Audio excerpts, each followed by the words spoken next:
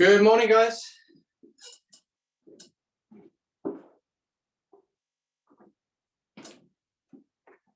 Good morning. Can you hear me?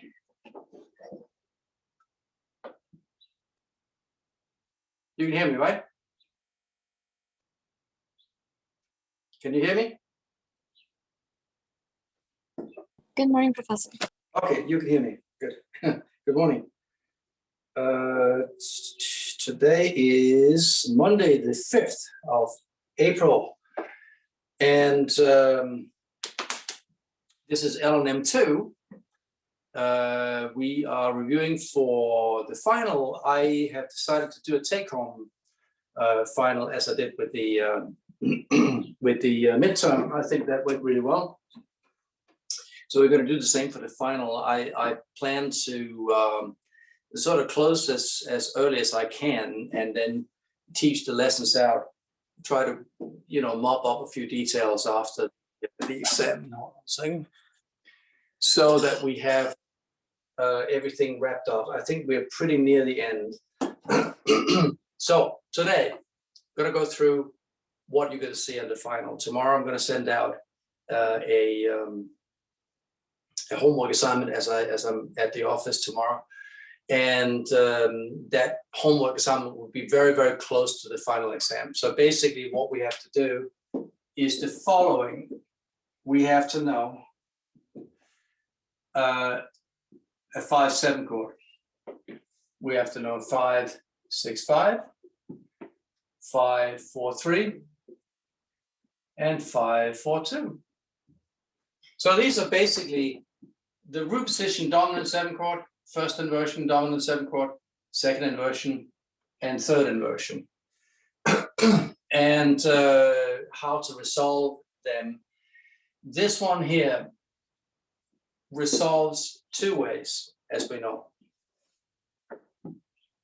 All the other ones will resolve to a root position.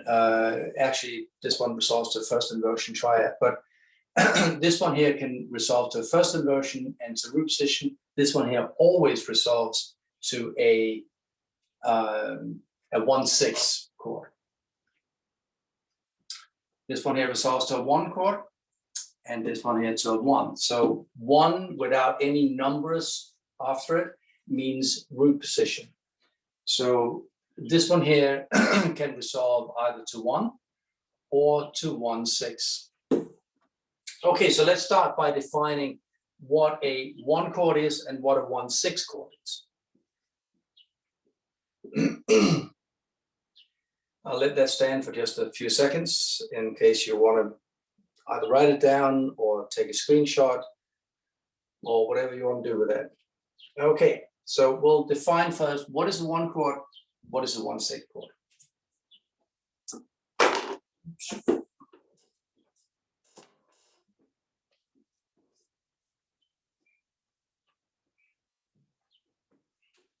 So let's do a random key. Let's just take the key of G, as I'm fond of. And here is 1 chord, and here's a 1/6 chord in a few moments.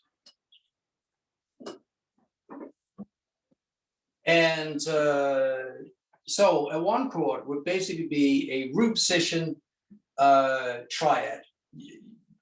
We don't have a context yet. So whatever is, certainly the root is in the bass, right? The root of the chord, if it's a G major chord, you will have G in the bass. And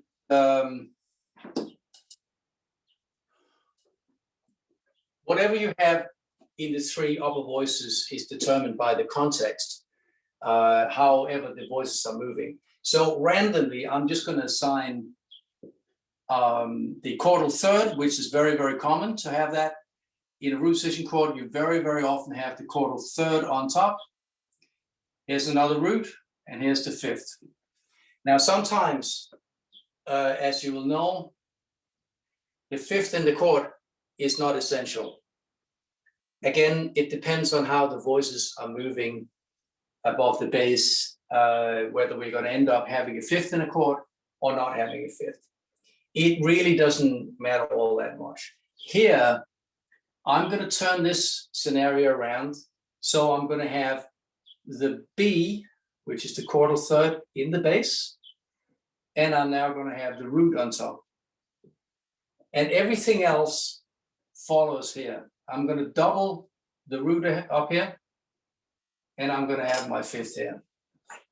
And if you have a 1/6 chord, you can be fairly sure that you are going to have a fifth in the chord because it stabilizes the harmony, as does the doubling of the root. In this case, the root of the chord is now the top voice. It can also be one of the inner voices, but in these cases here, if we have a first inversion triad, we will very, very often try to get the root on top. Again, to stabilize the harmony so that, you know, one of the most audible voices, the highest or the lowest voice, will carry the root. These are just sort of good rules of thumb. They're not rules, right? I mean, they're not that you have to write like this. If we created rules like that, then all music would sound pretty similar. And that's not the role of music theory, is not to make all music sound the same. On the contrary, it's really not at all what music theory is about. Music theory is about observing how music behaves and sort of saying that very, very often this will take place, but not always. Because if we always satisfy our expectations, you know, very, very little of any substance would actually be said. If you think about it, that goes for if you have an argument with people. If you know exactly what your opponent is going to say in an argument, then you just stop listening, really, because you know that he or she's going to say this, and then I'm going to say this. That's not really a conversation. A conversation is an organic thing, like writing music is an organic thing in a sense. But I want you to understand that if we have a root position chord, root position tonic in this case, and a root position, first inversion tonic, that is a product of inverting the outer voices, really.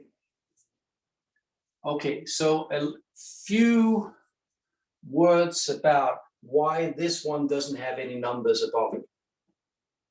Well, if I were to list the intervals above it, I would say that there's an octave here, so 8, and I'll say there's also a fifth above it, that's this one, and there's also a third above it. That, as you can see, they're not in order. It's not that we have to have the third for the same reasons. We don't have to have the third first, and then the fifth, and then the octave. It's just to say that above this bass note, we have an interval of a third. That will be, in this case, that voicing. We'll have from G. If I write it up here, you'll see what I mean. Chordal root, that's this one here. Chordal third, that happens to be the top voice in this case. And the chordal fifth, that happens to be one of the inner voices in this case. It's simply just a listing of intervals above the bass. And after a while, we are able to identify this as a root position chord. And for that reason, we never see these intervals above the bass. Occasionally, you would actually see this 5 and 3 just to indicate that it's a root position chord. But most often, and in the case of our finishing exam, for those who joined late, I'll give a take-home exam like I did with the midterm. I thought that went really well. We didn't lose any time, so that means we have, instead of spending a whole day, you know, on exams, we can actually review more ahead of exam. And then we can finish off the semester after the exam if we close out early, which I plan to do. So that at least this thing here is not going to produce some chaos at the end of the semester, as we always see. You know, that people who haven't gotten that work in, that they're scrambling last minute to get everything in before they finish. We're already there, and which is a good thing. That's a combination of you guys, I mean, you, because you're here, and because this format here meant that we didn't really lose any time. Even when I was out of town, we could still switch things around, and because the remote learning, you know, we didn't lose any time. Blah, blah, blah. So all that means is that we have already covered all the things that we have to do, and we can close out the semester early and then mop up whatever we need to mop up after that. All right, so here are the intervals. The octave is this one here, that's the 8. Whoops, 8. And here's the 5th, and here's the 3, plus an octave. So you understand that it's not that things are in order necessarily, simply just, again, a listing of the intervals, starting with the lowest number, and then ascending numerically to the highest number.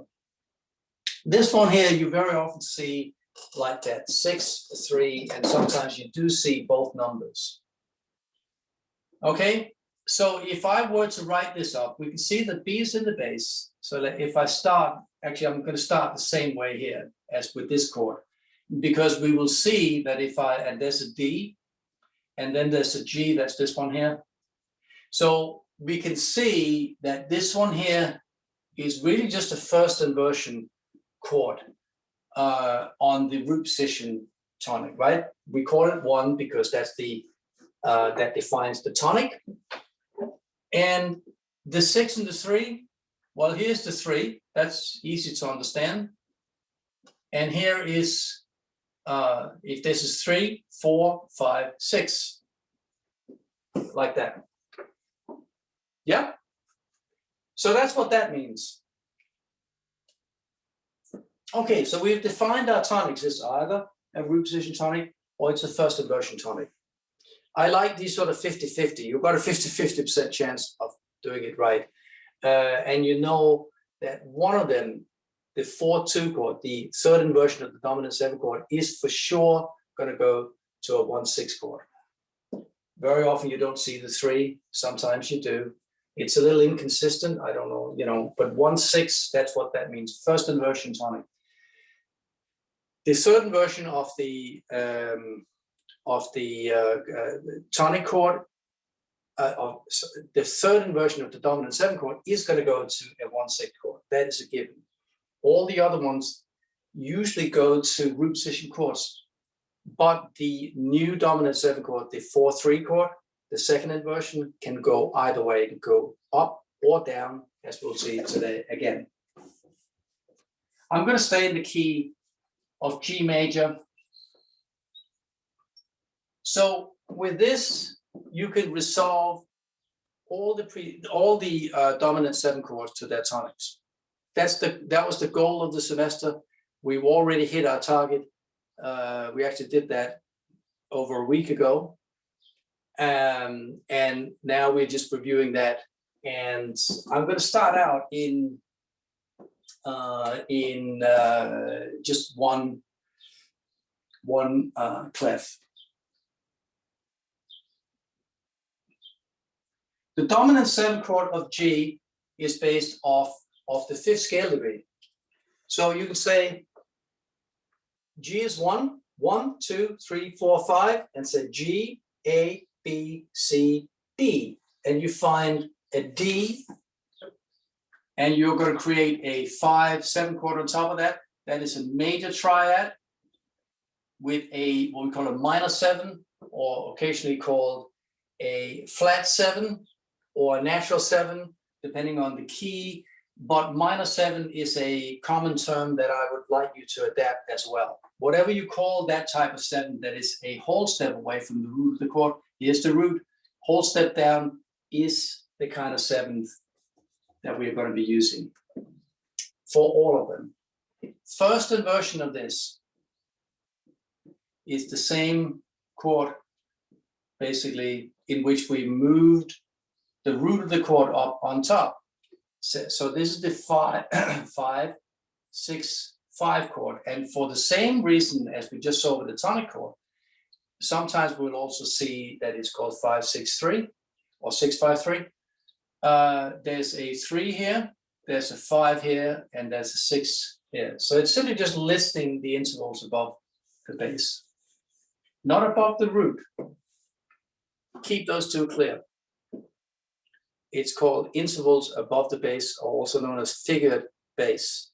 Okay, so whatever is in the bass those intervals above the bass are going to be listed as Arabic numbers, and the root of the chord is going to be listed as a Roman numeral.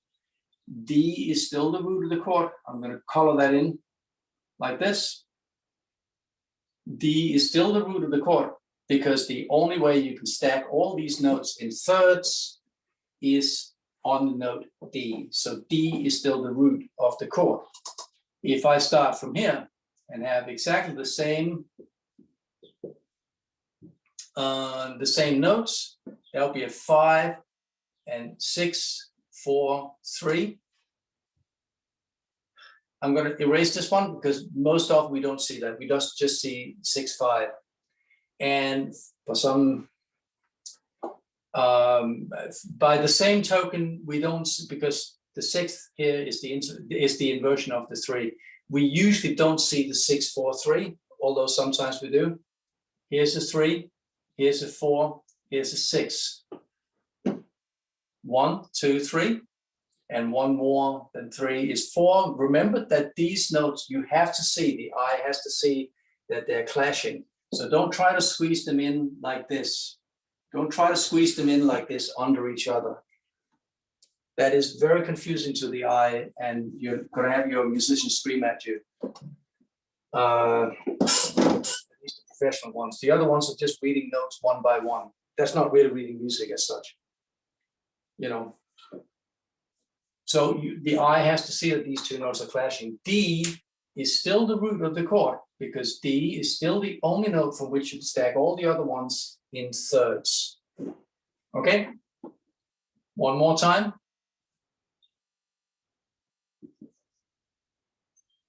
That one is still a 5 chord.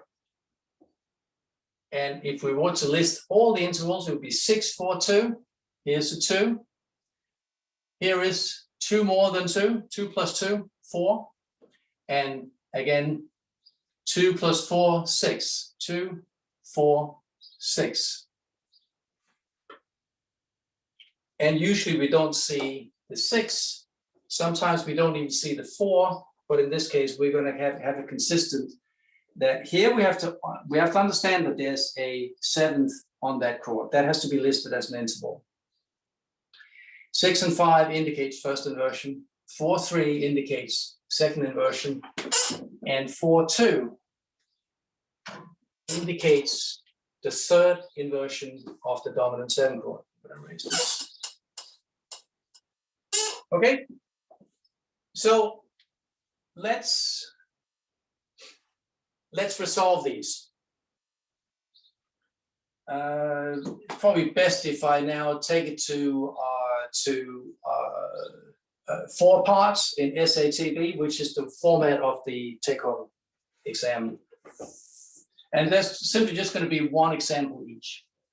I just want you to be able to do this, and if you can do it once, I assume that you can do it 10 times in a row if you can keep your head straight on it. But the most important thing is to do it right the first time. They're going to be in different keys. So you're going to be contending with all different keys. That's the thing about the exam that's going to be different from my presentation here, is that I'm going to choose random keys, and they're going to be, and I'm going to show you, they're going to be both major and minor. And you will understand that the only difference between major and minor is that the tonic in minor has a lower third. The chordal third in minor is just a half step lower than it is in major. That is the only difference that we can do. So we can do A flat minor, although that's not strictly speaking a key, you know.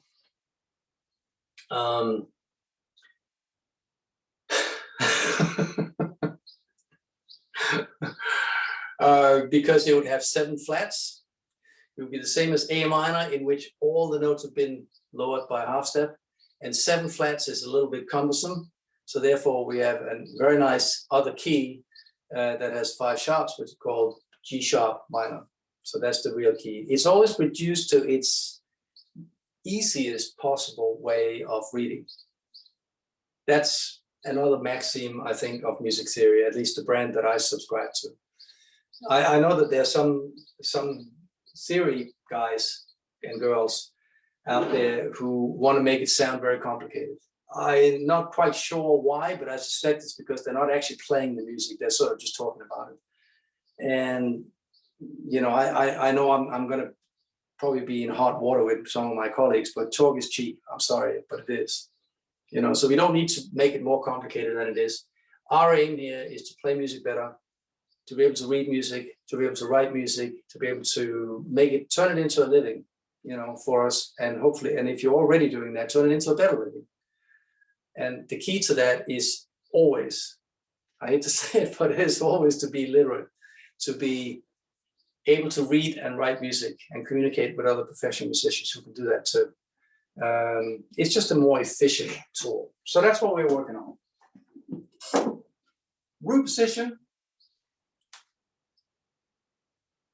Here, I now have to decide, and you've seen me do this many times. I now have to decide if I'm going up or down with my resolution. Here's scale degree 5 in the key of G. That one goes to 1. It either goes up or it goes down. Let's say it goes down this time. So 5 goes to 1.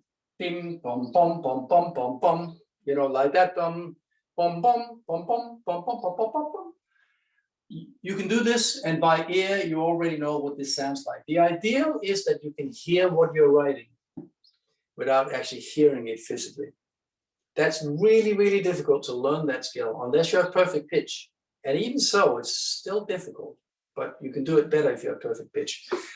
Unfortunately, if you don't have perfect pitch, you won't get it. Because if that particular skill is not developed before the age of 3, it is almost impossible. I've never seen any convincing examples of people who developed it after that age. And then the bummer is that as you get older, it actually tends to diminish. So it leaves you again, or you're not really quite sure what key you're in still.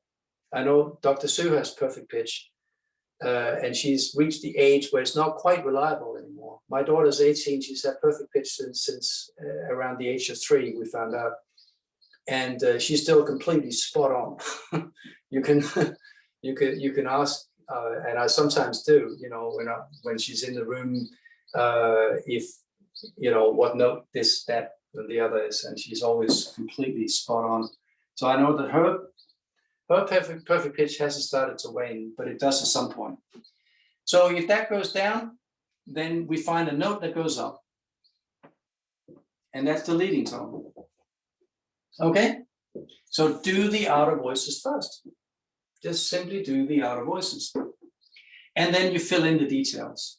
You can, and you do that in as close position as you can get. Here would be the other D.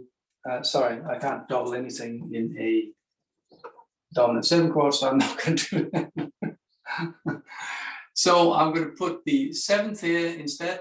And what else am I missing? I'm missing an A. So we can see that that's the closest possible voicing that I can get. The luxury of this is that we're not coming from anywhere. So you don't have any context. You can really decide yourself what you want to do with the dominant 7 chord and then resolve it the easiest possible way, which is the closest possible way. This one here goes up by a half step. And if you choose to do it like this for the exam, then you're all good in doing it that way. This is not a test of, let's see if they can find another way of doing it. Just do it the standard way. You know, there's no heroics here. You're not being asked to produce some sort of genius way, new way of doing it. We're not asking for genius, we're asking for competence. It's a good place to start. Undergraduate theory and undergraduate anything is not a question of developing sort of genius. And I think many students, especially in sort of gilded name brand schools, they think that it's about showing off. It's not about showing off. It isn't. It's just about learning the ropes, right? Learning how to tie a knot so it doesn't untie, and learning how to hold a screwdriver so it doesn't slip out of the curve, whatever, right? I mean, it's simply just about that. Here's scale degree 2, goes down, and here is scale degree 4. So if I were to list them, scale degree 7, and scale degree 5, we know goes to 1. Scale degree 2 goes also to 1. So we'll see that we at least have two, actually three here, right? G, G, and G. And this one here, scale degree 4, goes in this case to scale degree 3. Half step, whole step, don't even have to think about that. And here you go down by a fourth. Sorry, a fifth in this case, right? Or a fourth up. If you were to resolve it up, you could have done that. I could have done this, right? That would have been just as fine, not a problem. But since I decided that I was going to go down, I'm producing now contrary motion between the outer voices. Try to learn that. You simply just go the closest possible way to your tonic. And if I were in the key of G minor, I would simply just lower that one that says 3. Because in the tonic, scale degree 3 is also the chordal third. There's not a whole lot of things to keep track of here, but there are plenty, really. I have to say that if I look at this and look at where we came from in the beginning of the semester and thinking back to the first semester, where most of you had to learn how to identify notes on the staff, we then learned the bass clef, and then we learned scales, we learned triads and all that. And now we're doing real 4-part writing with 2 chords, and we're learning to use all the scale degrees except scale degree 6 we haven't touched on yet. That's next semester. We're going to be doing a whole lot of scale degree 6 because that's a very interesting scale degree. Anyway, blah, blah, blah, blah, blah. This is what you need to do for the final exam. Okay, so this is your root position 5-7 going to 1. Bingo bango, it is the only way it moves. And you will see that you'll end up with a triad here, either major or minor, that has 1, 2, 3 roots and a third. Do not try to stick that 5th in because you will not be successful. And if you do, you'll have parallel 5ths. You don't want that. You just want to hold the screwdriver in the right end. No heroics here, no trying to do it in a different way, or I'm going to show him and this, that, and the other. Just learn your skills, right? All righty. Going to erase this. Going to erase this. And we're now going to do the 5-6-5 chord. Okay, I think we're good. 5-6-5. Okay, so 5-6-5 would be the first inversion of the dominant 7 chord. The dominant 7 chord is still this chord in root position. This is 5-7. Okay, so the next inversion would simply be sitting on this note here. So you will have that in the bass. And let's resolve that right away, because you can see that this one here is notated with a sharp, because the resolution to it is a half step up to 8. Scale degree 7 goes to 8. You remember these exercises from a few weeks ago, where you inverted all this stuff. You inverted it from the 5-6-5 chord to the 5-4-2 chord, because they are the same, really, just flipped upside down. Now we're doing them sort of from left to right, from root position to first inversion to second inversion to third inversion. Not a problem. Because we just learned these skills in what I consider the appropriate order, in the right order, where we compare apples to apples, meaning if your voice leading here goes up by a half step, then compare it to the other voice leading where we're switching the outer voices around so that your bass note now goes down by a half step. That's comparing apples to apples, and that's easy to understand. Okay, so 5-6-5, that means that if this is going up, I'm going to find a scale degree that for sure is going to go down. That one, scale degree 4, just like we did in the exercises. All these exercises have prepared you eminently to be able to do this. 4 goes to 3. So resolve the outer voices. If you're in minor, it goes to that one. The flat 3, if you like. But same deal. 4 goes to 3, goes down by a step. Whatever step is the right kind of step in whatever key you're in. In G, it's from C to B. In G minor, it will be from C to B flat. And then write out the other notes in the closest possible way in the upper voices. That means that this one here, I can see already, I need an A in this score, right? That's the next note up. And then I need a C. I can't really put the C in because it will be very, very low. Sorry, what am I doing here? I already got the C. So what I don't have is the D, right? Scale would be 2, goes to 1. Just like it does in all the inversions. This one is the scale would be 5. And when that is in an inner voice, you can keep it. You don't need to resolve that. You only need to resolve scale degree 5 if it's in the bass, or alternatively, if it's in the soprano. It won't be in any of these cases here, but later on, it might be. You can keep it here if it's in one of the inner voices. Okay, that's your tonic resolution right there. So far, so good? Fantastic.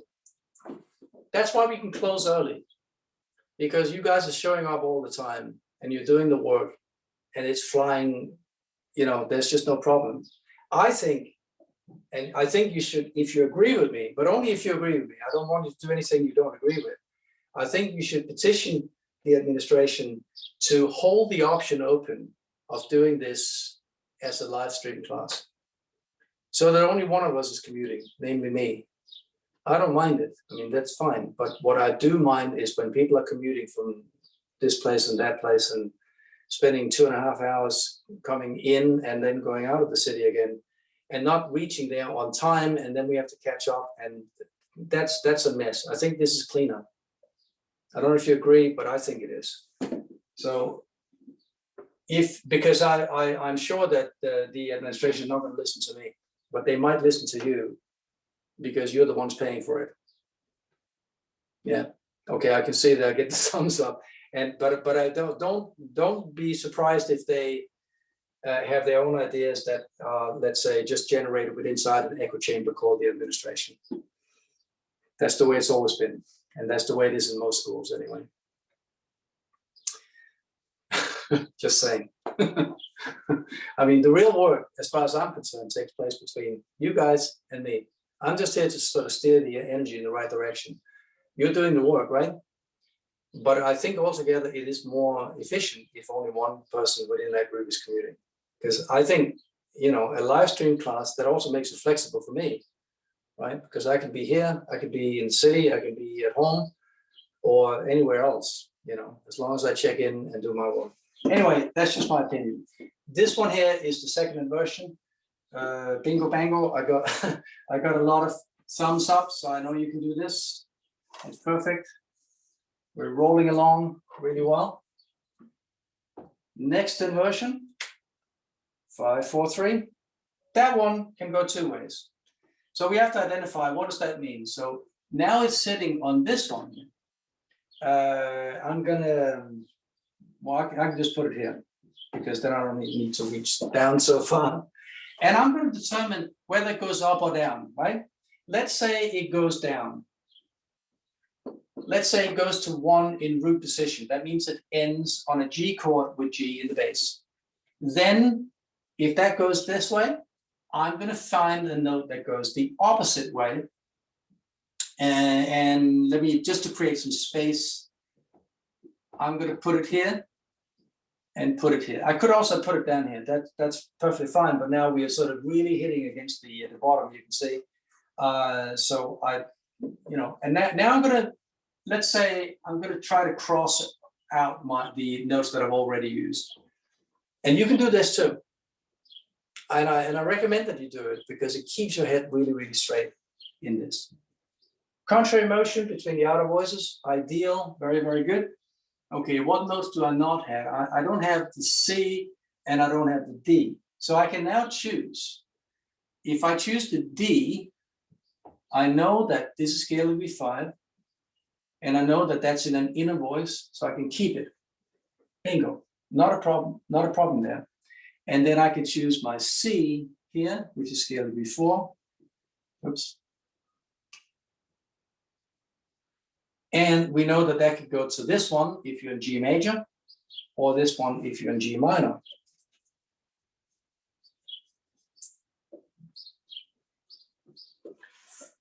So that's one way of resolving this one here. That's 5-4-3 going to 1 in root position. So far, so good? Very good.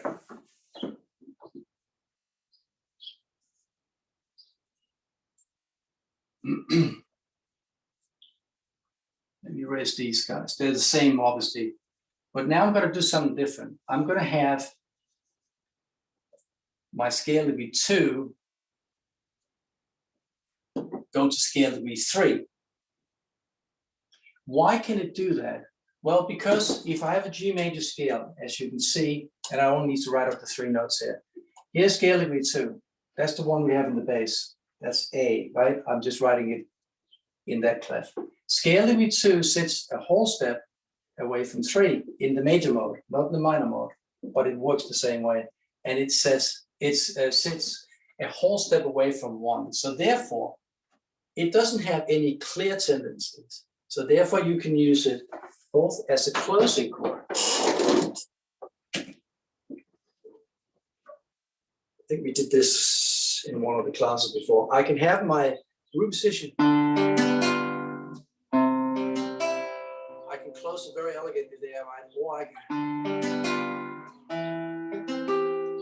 you can hear it works pretty well. It works really well to go up or down.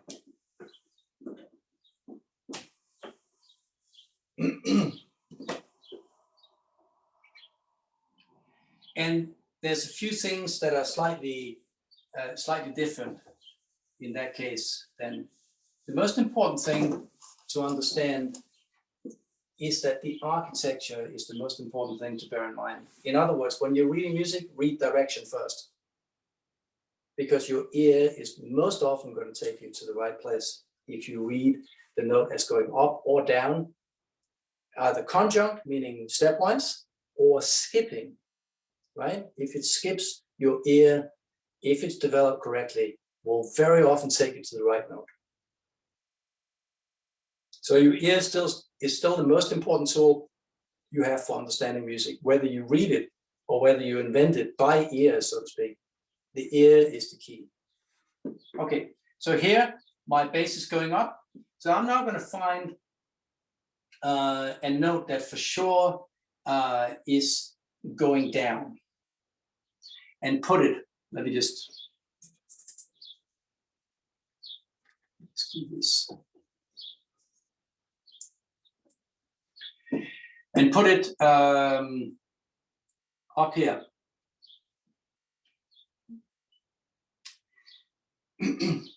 And we're going to end up with something that looks a little bit funky. And here we understand that if I now use scale degree 4 to go up to that, what I'm producing here, I'm going to have scale degree 4 go to 5. I know that is a little bit illogical, but what I'm producing here is parallel thirds or parallel tenths. And here I produce a parallel 10. Right? So just the number 10 is fine. So what I'm doing here is that I'm producing a new sort of idea of what this dominant 7 chord can do. In this case, you can hear it. You can hear it. If I just play you, well, if I play you this chord, you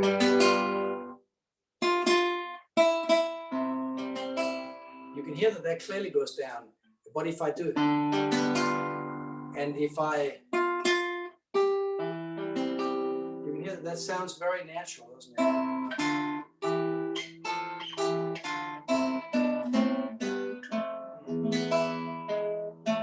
Because it is such a common thing in tonal music to be able to do that.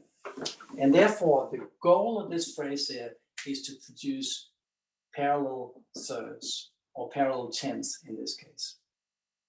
Let's say you don't get this one right in the exam. That's totally understandable because this is the last thing, the last bit of sophistication that we added to it.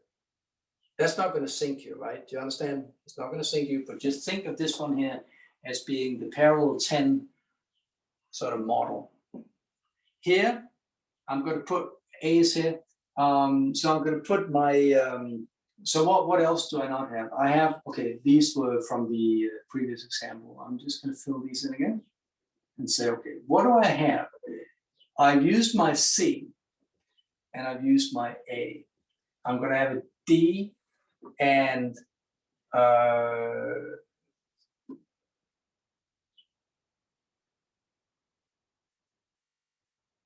that didn't look right. So C and A, sometimes when you're too close to the lines there, you get confused. Okay, so the C, this one, and the A, this one, are gone.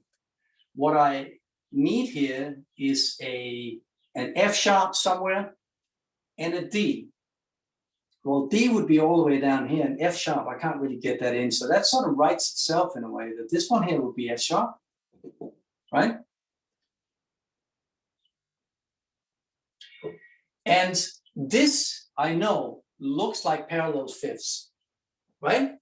Because you have a fifth here, and you have a fifth here, but they're not parallel fifths because this one here is not a regular fifth.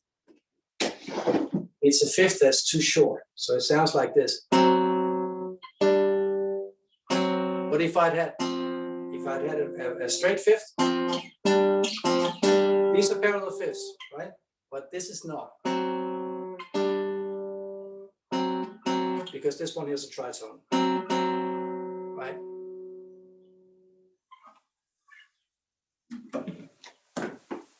And then by the same token, we understand now that the only note that's not used is the D, which is easy because that sits here as well. Scale degree 5, inner voice goes there. Okay, this one is the most complicated one. If, let's say, I mean, I'm going to give you a homework assignment tomorrow, right? Send it out. If you say, this is not, we're not ready for this yet, then I'll take it out. All right, because all the other stuff is pretty straightforward. But this one here goes to 1/6 because this is the first inversion tonic. And if I were in minor, I would simply just lower that one which says 3, because that's the chordal third. It just sits in the bass now. Okay, but I understand because a lot of people get this wrong. They think, oh, a fifth is a fifth and this is parallel fifth. It's not. This one's a tritone and this one is a straight fifth or a pure fifth. So there's only prohibition against parallel perfect fifth. Okay, moving on, yeah? We have one more to go. Very good.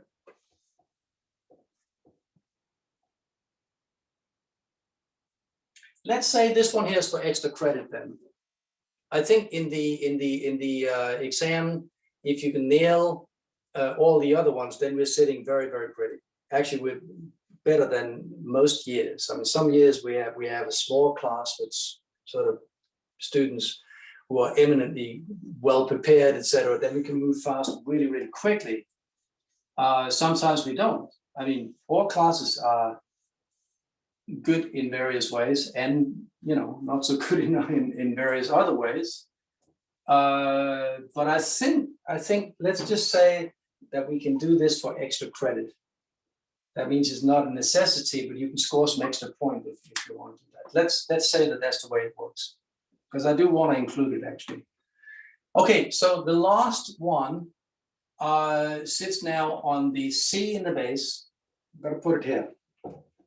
And that one for sure goes to 1/6 because this is scale degree 4. We have to understand that our use of scale degree 4 in terms of in terms of parallel 10th, that's a bit of an aberration, an exception to the regular way of doing it. Scalar before normally goes to 3 because it's sitting a half step away from 3 and a whole step away from 5. That doesn't mean that we can't make it move to 5. We just have to know why and how. Okay, so here we have, this one is for sure going to 1/6. Again, since this is going down, sync architecture, sync direction, we're going to put the leading tone, which for sure is going to go up always, even with all the other sort of exceptions or whatever.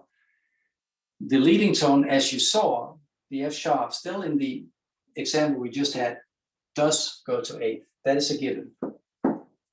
Okay, so here this one is fairly straightforward. D and C, those are the missing notes. D we can leave, and C goes down. And if we're in the key of G minor, it will go to the lower quarter third. That is it. This is our final exam for LNM2. There's plenty of stuff here, in fact. But going through it sort of bit by bit, I think it's clear that we can all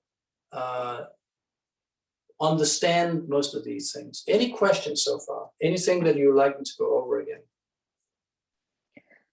I just have a question about, so I understand the movement of the notes, I understand all of that and finding the missing notes through the 5/7 up there. But my question is, sometimes I don't know why, like it's hard for me to understand the first step after, like the first step, you see like the 5, like the second inversion, we're supposed to solve it, right? Like what is the first step I should always concentrate on?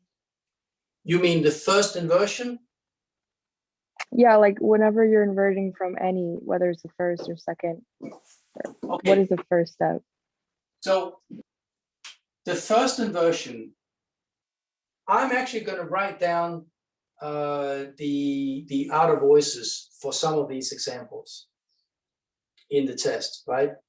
I'll show you tomorrow. The test I'm going to send out, or the homework I'm going to send out tomorrow, are going to have some guidelines, right? But here is the root position 5/7 chord. Maybe you came in late. I'm not really sure because I did this in the beginning of the class. Let me just do it again. Here's first inversion. That simply just means that we are moving this one up to sit up here. And then we're filling in all the other notes. This is first inversion. This is called 5/6/5. And then the second inversion, we're now doing the same again. We're moving this one up and starting on A and having all the same notes. Like that. 5/4/3. You're not going to worry about this because I will write out at least the base. So you're not sort of starting off in the wilderness and you have to do all this first. I don't think that's where we are right now. 5/4/2. All I'm doing here is that I'm again inverting. The principle of inversion is to take the lowest and put it up as the highest. If you think of yourself doing a handstand, you're still the same person, but your feet will now be up in the air, right? I mean, we can only invert ourselves once. But you get the point, though, I'm sure. And here, right? Oops. That would be, those are all the inversions of the 5/7. But what you're going to see, so it's a very good question. Let me just erase this because you can always get it back on YouTube again. If you need to see this again, you can always get it back. What I will do, let's say for your final exam, I mean, you know, it's funny. When people are talking about education, for instance, there are people sitting in offices and sort of creating rules for that we have to submit our exam ahead of time and all that. And I always say that, well, it depends on how the class shaped up, right? Whoa, you have to be able to predict where they're going to be. Well, I can't say that on Wednesday afternoon at 2 o'clock, they're going to do 5/4/2 because I don't know that yet. I just don't know. You know, it's an organic process that develops along lines that are individual for each class. I'm telling you, you'll find this out when you start teaching. You'll find out if you write up a lesson plan, that's a noble goal, but it's only a suggestion, really. Because most often you're not going to get there the same way. You're not. Even if you would like to, and even if you're trying your best to do that, because you don't really know what kind of obstacles you're going to run into with a class. You don't know if let's say you can develop much faster than you thought. Are you going to hold yourself back just because you created some stupid plan that you're going to stick to? But that's not how it works. It's simply not the way education works. So let's say this is what I'm going to give you. I'm going to give you the key. I'm going to give you, obviously, the function that I want you to fill out. And then I'm going to give you the base. Because by doing that, you have one step that is sure to work. Then you can see here, if I gave you the example, this is in G, right? If I gave you the example of 565,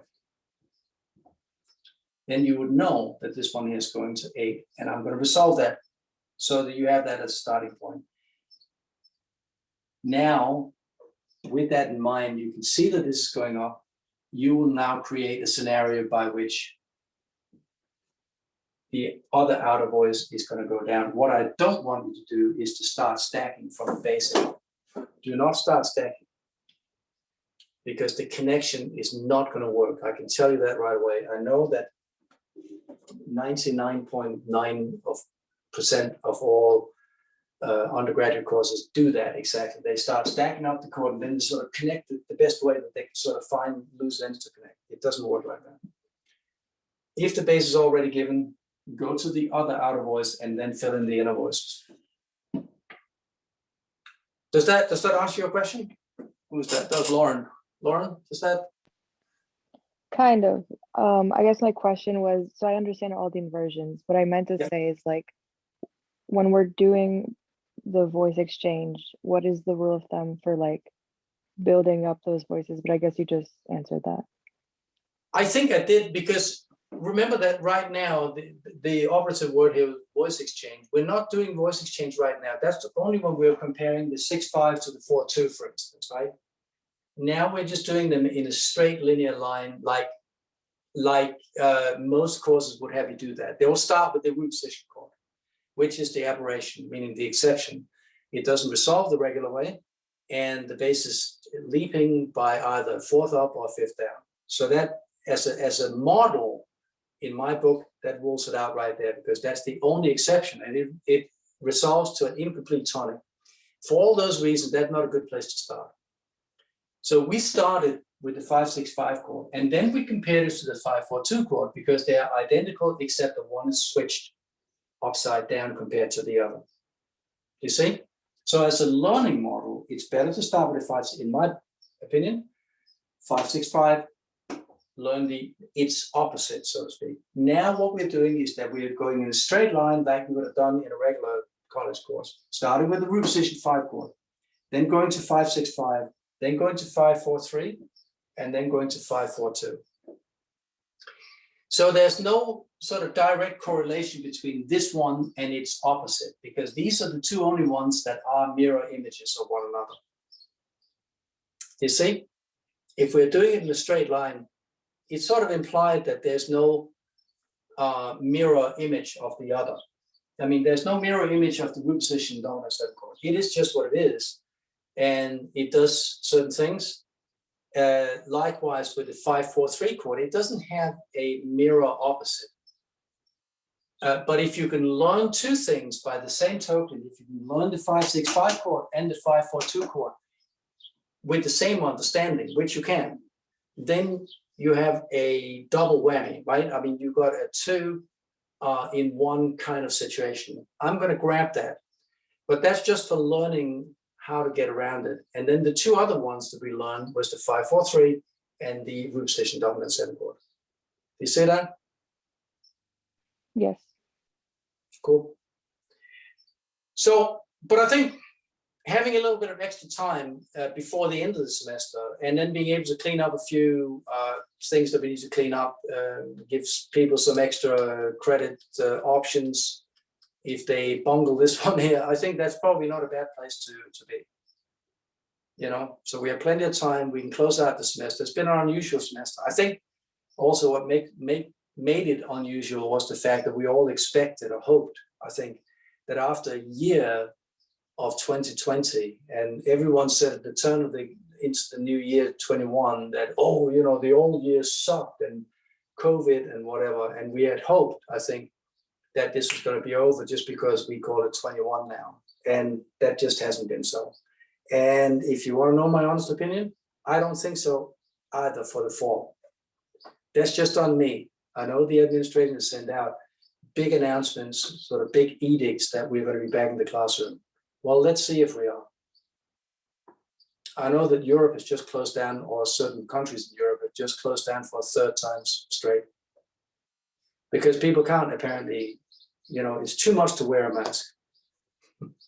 And there's too much to social distancing, et cetera, et cetera, et cetera. And it's still killing people.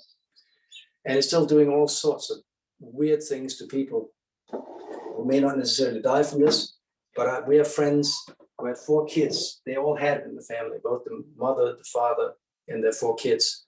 And one of the kids has a speech impediment now. So apparently, and he's like 21, right? He can formulate the words in his brain, but he can't say them physically. And there's no other explanation than that he had COVID for like 3 weeks. So it works in ways that we're not quite sure how it works. So short of killing you, which is not good, right? I mean, it can cause a lot of other havocs on a human body. That's how it's different to the flu. In other ways, it's comparable in some ways to the flu, except that it kills 10 times as many people. But that's why it's important that this again is just my opinion. You don't really need to subscribe to my opinion or agree with me or whatever. But I don't think we really have an alternative to the vaccine. It's probably not ideal. We don't know what the vaccine is going to do to us in 5 or 6 years, but what alternative do we have? That's just my opinion. So the one choice that we cannot subject a population to is that we're all going to get COVID and just survive it. Well, but at which cost? We don't know yet. All we know is that it behaves in ways that we don't quite understand fully. Because if you're going to end up as one of our faculty members, his lungs are fine, his brain is working perfectly fine, which is the real tragedy, but his inner organs are shutting down because it's doing, unlike the flu, that you recover from, it's doing things to the internal organs in certain people that we don't even know what and who and why it's doing that to certain people and not to others. We just don't know.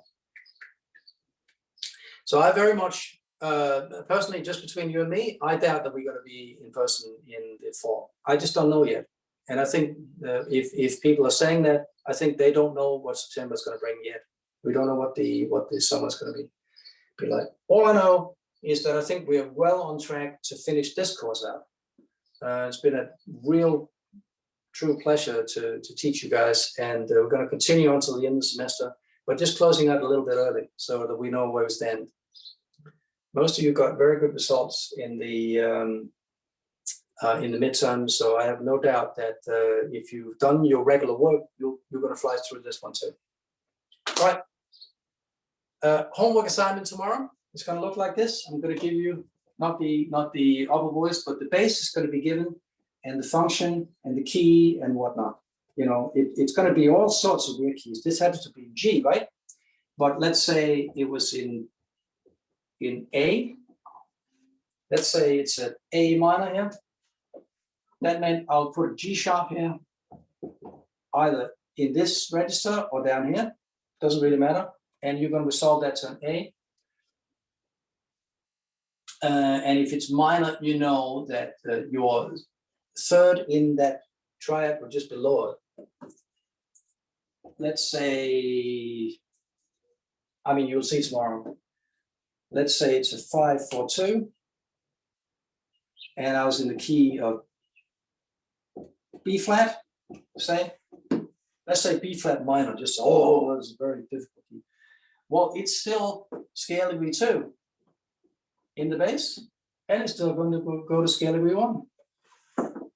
And then you just work your way forward don't be intimidated. So, oh, first I've got to write up all the key signatures. There's 5 flats and all that. And then I can't remember, is it B first and then it's E flat and then, you know, all of that is just completely not, I think, necessary.